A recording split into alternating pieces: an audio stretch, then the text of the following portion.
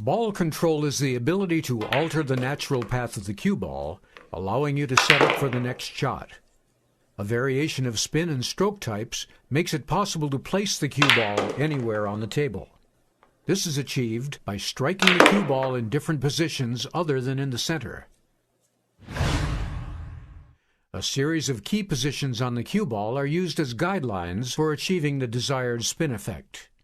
Here we see these positions indicated by a series of circles. Each circle represents the impact point of the cue tip.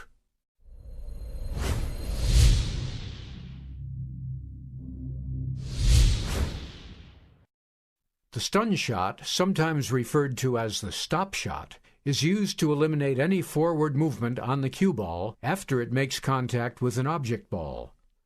In this situation, the 6 ball sits directly in front of the side pocket. Since the shot is straight on, a stun shot is the perfect solution to avoid a scratch.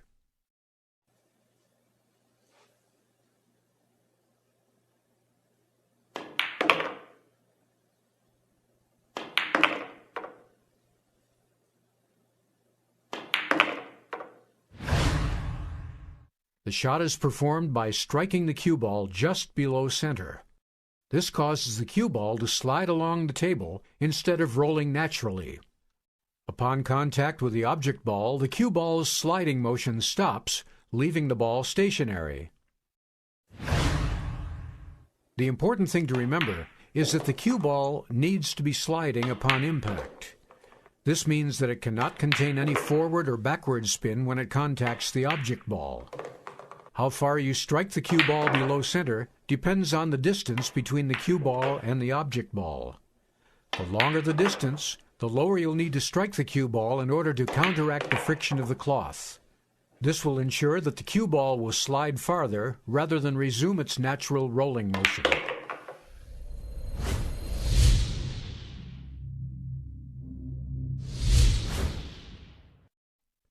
Returning back to our example, we've set ourselves up for an easy shot on the 7 ball, which now sits straight out from the corner pocket. Although a stun shot would suffice, the next shot on the 8 ball would be far easier if draw were to be used when shooting the 7 ball. A slight draw brings the cue ball back just enough to line up for the 8 ball in the same corner pocket, at the same time avoiding a potentially awkward transition from the 8 ball to the 9 ball.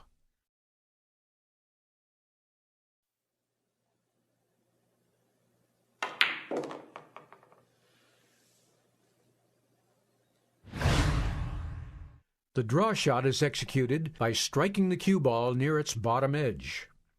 The cue ball actually spins backwards, even though it is sliding in a forward motion. Upon contact with the object ball, the spin changes the cue ball's direction, altering its natural path and bringing it back towards the player. The general rule is that hitting the cue ball lower generates more backspin. As with the stun shot, shooting a distant target requires more spin in order to counter the friction caused by the cloth. Be wary of striking the cue ball too low. Since both the Q-tip and the cue ball are round, striking too low can cause the Q-tip to slip on the surface of the cue ball, causing a miscue.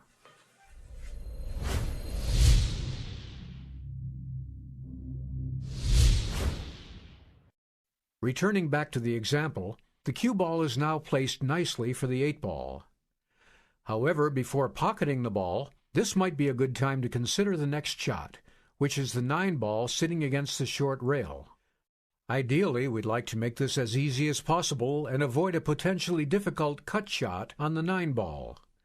The easy solution to this problem is to apply a small amount of follow to the cue ball, allowing it to roll forward after contacting the 8 ball. This will ensure a favorable position for the next shot.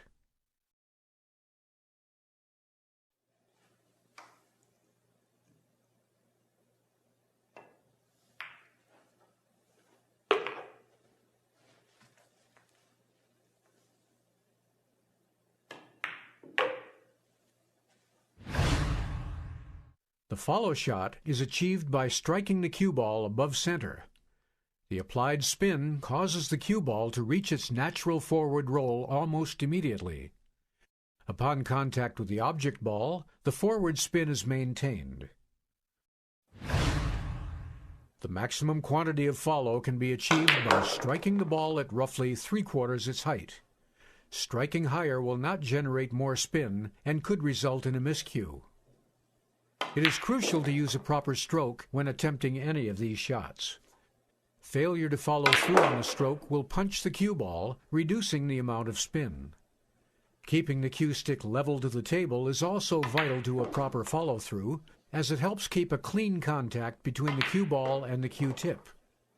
Elevating the cue stick to increase draw is a common error and should almost always be avoided. All three shot types are essential to the game of pocket billiards. As with everything, a clear understanding combined with lots of practice will help to make these shots easier. Within a short period of time, you'll find yourself using these new principles every time you approach the table.